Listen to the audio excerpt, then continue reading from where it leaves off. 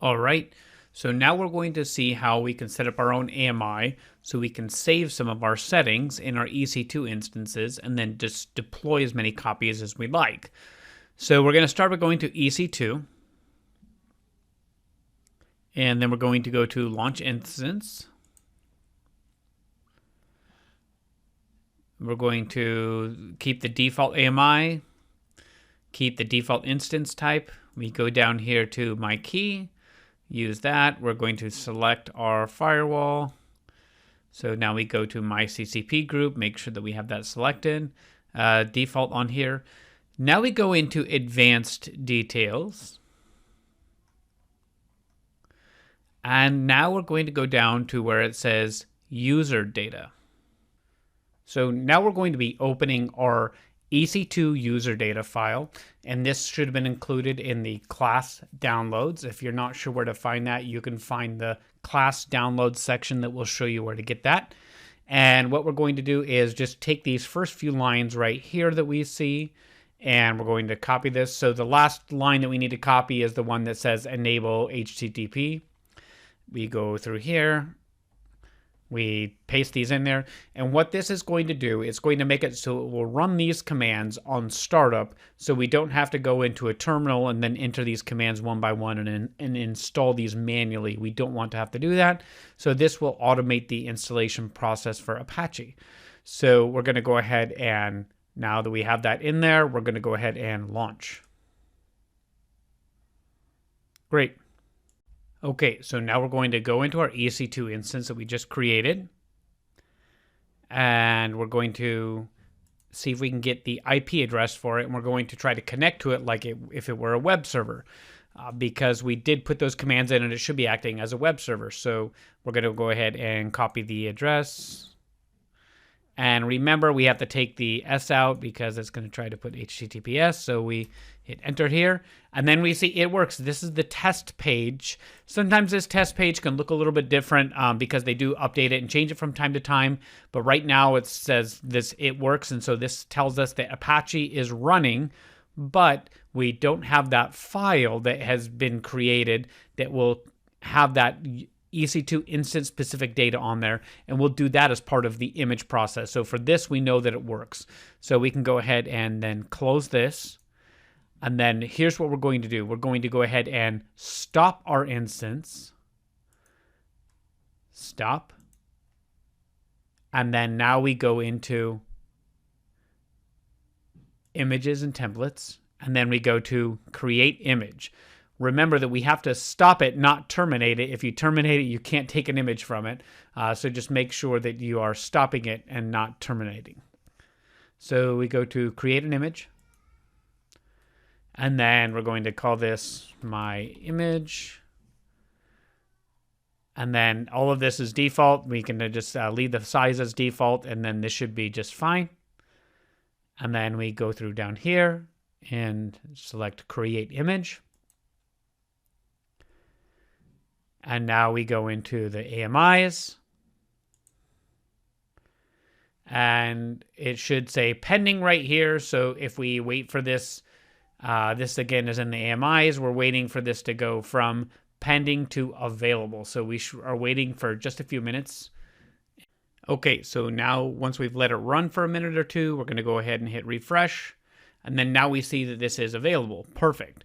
So what we're going to do first is we're going to go back to our instance, and we're going to take this stopped instance right here, and we're going to just terminate it because now we have the AMI in place. We can recreate this instance at any time. So we go ahead and terminate the instance. And now we go into AMIs. And then now we have the option to launch the instance from an AMI. So we have this checked. We do launch an instance from an AMI. So now the AMI, you can see it's selected from our AMI catalog. This is a private AMI that we are creating, that we did create, and that we're actually creating an EC2 instance off the private AMI. Okay, and then we leave this default. We have to select our key pair, and then we select our security group, and then we go down to user details. Okay, and we have to do a few different things here. Okay, so again, we have our EC2 user data file open. So what we're going to be doing this time is we're going to first take this first line right here, copy that in there.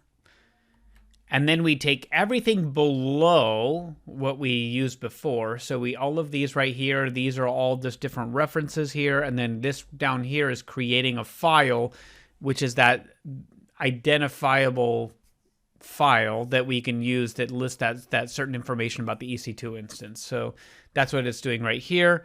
So we're going to copy this. And right after that first line, we're just going to make sure to put that in there. So one of the things we're not copying in here is this piece right here. This is the piece that actually installs the server. And we already put that in the AMI, so it will already do this. We don't have to put it into the startup script of this particular EC2 instance because that was captured in the AMI. The reason why we didn't want to put this piece into the AMI itself is because this piece is creating a little file that captures some of the information like the IP address, the EC2 instance type, and the availability zone.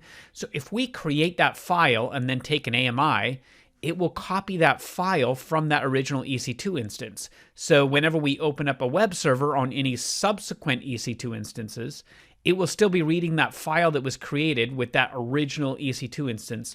So we want to have the web server that's installed, but we don't want to create this file until we get to these individual EC2 instances, and that way each file will be unique to each individual EC2 instance. And we'll see how that looks in just a minute.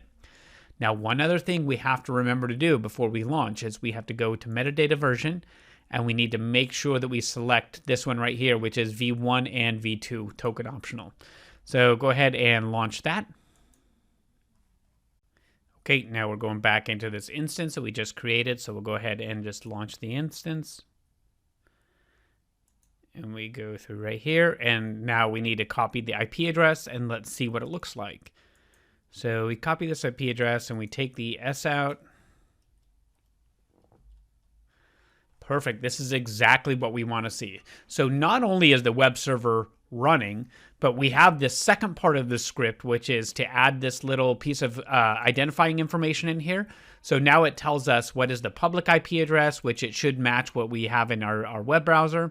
And then it will also tell us the security group and also availability zone and instance type, so we know a little bit more about our EC2 instance on this file. So this is going to help us a little bit later on once we start playing around with auto scaling and things like that to kind of identify and find out where we are. So this is perfect. This is exactly what we want to see. And one note that we did not actually install the Apache web server with that script that we put in with this particular EC2 instance because it already grabbed that from the AMI process itself. So we're glad that that worked perfectly. Okay, so now we have to clean up after ourselves. So let's go ahead and do that. We're going to go ahead and go back into our EC2 instance. We're going to make sure that we terminate our EC2 instance, terminate. And then we're going to go into EC2 instance as well. We just want to make sure that we don't have anything that's listed as running. It should be either shutting down if we just terminated it, or in terminate. And then now we're going to go into our AMIs, and we're going to select this AMI. We're going to go to actions here and select deregister AMI, deregister AMI. And then now we go into volumes here. There could be a volume and it just takes a little bit. This is going to be associated with the EC2 instance. So if you just refresh it, it should just take a minute. And now it went from in use to available. So in just a few seconds, this will just delete automatically as part of the EC2 termination process. And then now we're going to go into snapshots and this is associated with the AMI itself. So we select this and then we go to actions and then we go to delete snapshot. Perfect. Okay, so that should have been all the cleanup that we needed to do. This wraps up the AMI demonstration. Now let's move on to EC2 Image Builder.